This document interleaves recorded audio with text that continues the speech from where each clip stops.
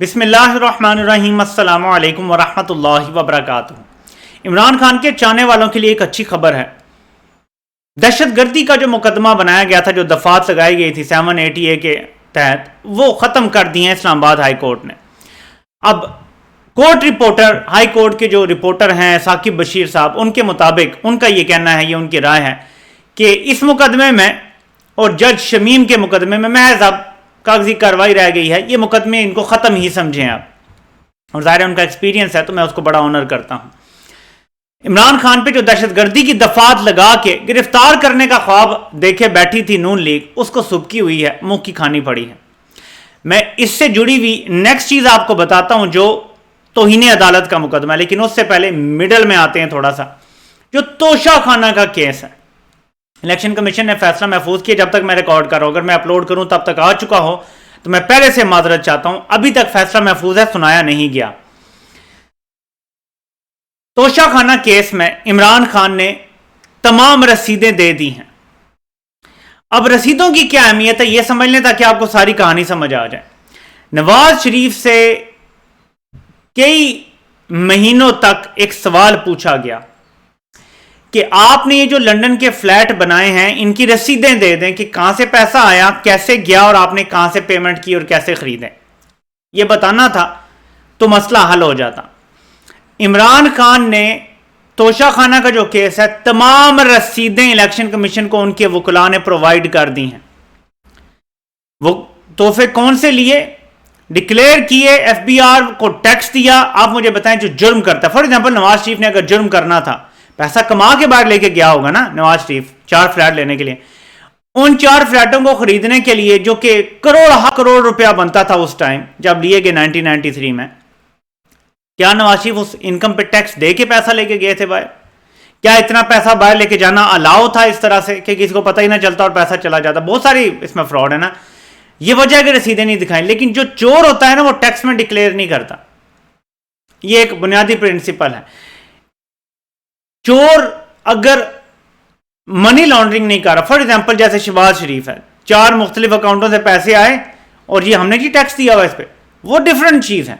آپ نے ایک کک بیک لیا، وہ ایک اکاؤنٹ سے دوسرے میں گیا، فیک اکاؤنٹ، پاپڑ والا، مقصود چپڑاسی اور اس طرح کے جو اکاؤنٹ استعمال ہوتے ہیں، فلودے والا، وہ جب آپ کریں گے آپ کو اس منی لانڈرنگ کا جواب دینا پڑے گا، ٹھیک ہے؟ وہاں سے پھر لنک نکلے گا کرپ۔ یہاں تو عمران خان سیدھا بتا رہے ہیں کہ جی ایسے ہوا، ایسے میں نے پیسے دیے، یہ تحفہ لیا، یہ میں نے ڈکلیئر کر دیا ایف بی آر میں، اتنا میں نے ٹیکس دے دیا، کہانی ختم ہو گئی۔ ساری رسیدیں جمع کروا دی ہیں عمران خان نے۔ یہ جو لگے ہوئے تھے نا کہ 5-6 مہینے سے توشہ خانہ، بلکہ شہباز شریف نے صحافیوں کو بلایا اور کہا جی کہ یہ توشہ خانہ پہ آپ دیکھیں جی، یہ اس پہ بات کریں، پروگرام کریں اس کے اوپر۔ یہ صحافیوں سے ریکویسٹ کی گئی تھی، اس کی فرمائش کی گئی تھی، چینل سے فرمائش کی گئی تھی، اور اس کیس میں ہے کچھ نہیں۔ اگر الیکشن کمیشن قانون کے مطابق چلا تو اس کیس میں کچھ نہیں ہے۔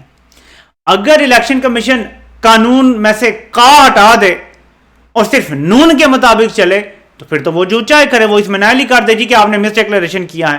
اس میں ٹیکنیکل لوگ یہ کہتے ہیں بات کہ اگر کوئی مس ڈیکلیریشن نکل بھی آتی ہے تو وہ جو آرٹیکل 63 کی جو شک یہ لگانا چاہتے ہیں وہ ہوتی ہے جب آپ نے، جیسے نواز شریف نے الیکشن لڑا یا 62 کی جو بھی شک لگانا چاہتے ہیں، وہ جو بھی انہوں نے الیکشن لڑتے وقت ڈکلیریشن کی ہوتی ہے نا، اگر تب یہ اثاثے ہوتے اور نہ ڈکلیئر کیا ہوتا وہ تب لگتی ہے، بعد میں نہیں لگتی۔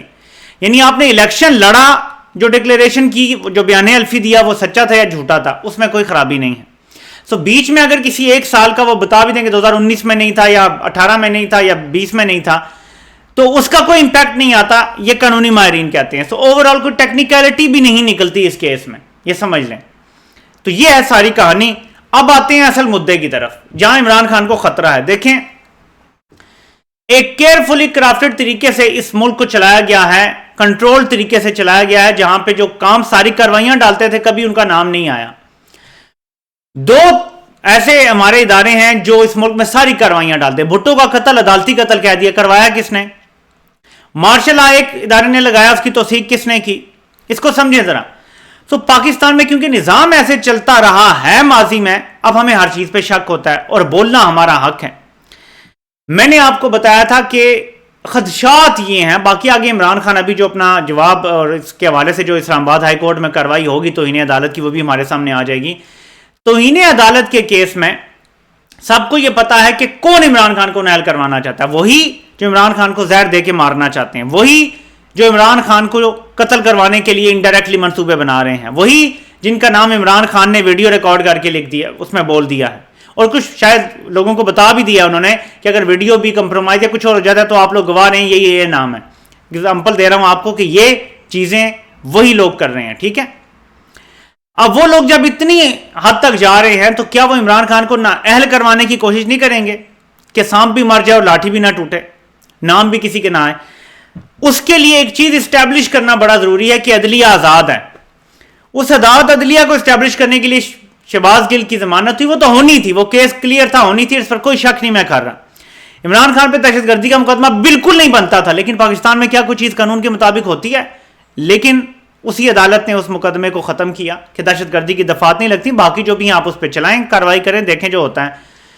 یہ دو چیزیں دیکھ لیں کہ ایک دم ایسے فیصلہ آتا ہے کہ لوگ کہیں جی واہ دیکھیں انہوں نے تو عمران خان کے حق میں فیصلہ دیا، دہشت گردی کا کتنا خطرناک کیس تھا. پھر جب وہی عدالت توہین عدالت کا کیس سنے گی اور وہ سختی کرے گی اور وہ کوئی بڑا فیصلہ دینے کی پوزیشن میں آ جائے گی تو کوئی انگلی نہیں اٹھا سکے گا کہ یہ عدالت اسٹیبلشمنٹ کی یا کسی کی ایما پہ کام کر رہی ہے. یہ صرف میں نے خدشے کا اظہار کیا ہے، کسی پہ الزام نہیں لگایا. لیکن آپ کو آگاہ رکھنا بڑا ضروری ہے کہ پاکستان کا سسٹم ایسے چلتا رہا ہے ماضی میں. کیا اب تبدیلی آئے گی؟ تبدیلی آ گئی ہے، یہ ہمیں آنے والا وقت بہت جلد بتا دے گا. جہاں تک آتی ہے بات کے رومرز ہیں، آصف زرداری نے جو اپریل سے ان کو ایک مسئلہ ہے نا، ایک ریٹائرمنٹ یہ چاہتے ہیں ہو جائے، ایک بندے کی یہ چاہتے ہیں ریٹائرمنٹ ہو جائے تو اس کے بعد جو ہے نا فیصلہ یعنی الیکشن ہو. الیکشن ہی اس سے پہلے نہیں چاہتے. آصف زرداری کے حوالے سے اطلاعات یہ آ رہی ہیں کہ انہوں نے کہا جی کہ ایک میں آپ کو مشورہ دیتا ہوں، آپ یہ مان لیں تو ریٹائرمنٹ کی آپ کو فکر کرنے کی ضرورت ہی نہیں ہوگی. اس طرح کی ایول مشورے دیے جا رہے ہیں، درار ڈالی جا رہی ہیں، اور یہ لوگ ہیں جو ادارے کے اندر درار ڈالنے کی کوشش کر رہے ہیں. آپ نے سنا ہوگا وہ جو میلو جس کو کہتے ہیں اس کا بیان، آئی تھنک اسی کا بیان ہے کہ جہاں یہ جو خیبر پختونخوا میں جو مسئلہ ہو رہا ہے، دہشت گردی ہو رہی ہے، سارا کچھ ہو رہا ہے، اس کا بھی ایک بندے پہ الزام ڈال رہے ہیں سب جس کے خلاف ہوئے ہیں. یہ بھی درار ڈالنے کی کوشش ہے اور یہ بڑی خطرناک ہے. میں تو ذکر بھی نہیں کرنا چاہتا، نام بھی نہیں لینا چاہتا، لیکن یہ بڑی خطرناک چیزیں ہیں جو کی جا رہی ہیں. سو اوورآل آپ نے بڑا غور سے دیکھنا ہے. الیکشن کمیشن کا کیس بالکل کمزور ہے، توشہ خانہ والا کوئی کیس نہیں بنتا. دہشت گردی کا کیس نہیں بنتا تھا، وہ ختم ہو گیا ہے، اڑ گیا ہے. عمران خان کو جیل میں ڈالنے کا خواب چکنا چور ہو گیا ہے نون لیگ کا، جو رانا ثناء اللہ دیکھے بیٹھے تھے. یہ چیزیں سمجھ لیں. اور تیسرا ہے سب سے اہم جو توہین عدالت کا کیس ہے، کیونکہ اس میں کوئی کیس ثابت نہیں کرنا، عدالت کی ڈسکریشن پہ ہے کہ وہ چاہیں تو سزا دے دیں، چاہیں تو معاف کر دیں. یعنی یہ بندے کی پسند اور ناپسند پہ ہوگا. جو جج بیٹھے ہوئے ہیں نا 5 ججوں کا جو بینچ، یہ ان کی پسند ناپسند پہ جواب پسند آ گیا تو ٹھیک ہے، ناپسند آیا تو وہ تھوڑی سی سزا دے کے نااہل کر سکتے ہیں 5 سال کے لیے. تو یہ ایک خطرناک چیز ہے. اب دیکھنا یہ ہے کہ عدلیہ واقعی ہی سٹینڈ لے رہی ہے اور حق اور سچ اور قانون کے ساتھ کھڑی ہے. جہاں جس کا بھی قانونی طور پہ جو حق ہو وہ اسے ملے، جس نے جرم کیا اس کو سزا ہو. ہم یہ چاہتے ہیں، ہم کسی کی فیور نہیں چاہتے. تو ایسے ہوا تو پاکستان آگے بڑھے گا.